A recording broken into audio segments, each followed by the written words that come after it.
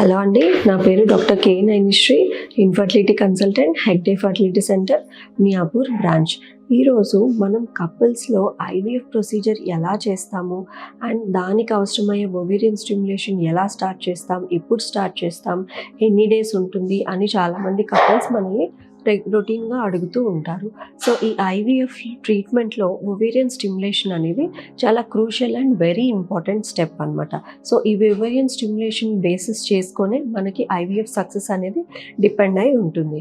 ఎందుకంటే ovarian stimulation అనేది మనం న్యాచురల్గా కానీ ఐయుఐలో తీసుకుంటే మనం కేవలం 1 or 2 ఎగ్స్ డెవలప్మెంట్ కోసమే చూస్తాము. కానీ ఐవీఎఫ్లో ఏంటి అంటే రిక్రూట్మెంట్ అయిన అన్ని ఎగ్స్ని కూడా హార్మోనల్ ఇంజెక్షన్స్ ద్వారా మనం డెవలప్ అవ్వడానికి చేస్తామన్నమాట. సో ఈ మల్టిపుల్ ఎగ్స్ అంటే మోర్ నెంబర్ ఆఫ్ ఎగ్స్ రావడం వల్ల కొంచెం మోర్ నెంబర్ ఆఫ్ ఎంబ్రియోస్ వస్తాయి. సో దానివల్ల బెటర్ ఫర్టిలైజేషన్ అండ్ ఇంప్లాంటేషన్ అనేది ఛాన్స్ ఎక్కువగా ఉంటుంది.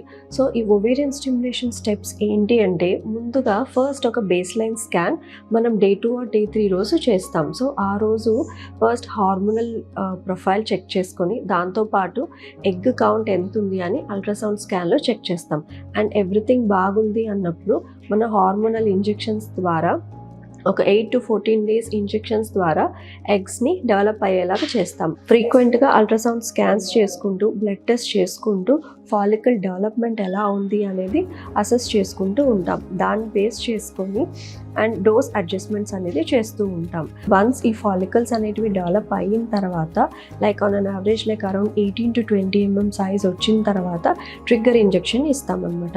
సో ఈ ట్రిగ్గర్ ఇంజెక్షన్ అనేది ఏదర్ హెచ్సిజీ కావచ్చు లేదా జిఎన్ఆర్హెచ్ అగోనిస్ట్ కానీ ట్రిగ్గర్ ఇంజెక్షన్ ఇచ్చిన తర్వాత 34 to 36 hours తర్వాత మన oocyte రిట్రీవల్కి ప్లాన్ చేసుకుంటాం.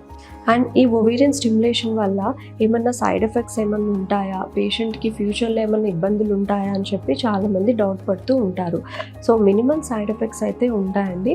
లైక్ మైల్డ్ డిస్కంఫర్ట్, బ్లోటింగ్ లేదా మైల్డ్ అబ్డామినల్ పెయిన్.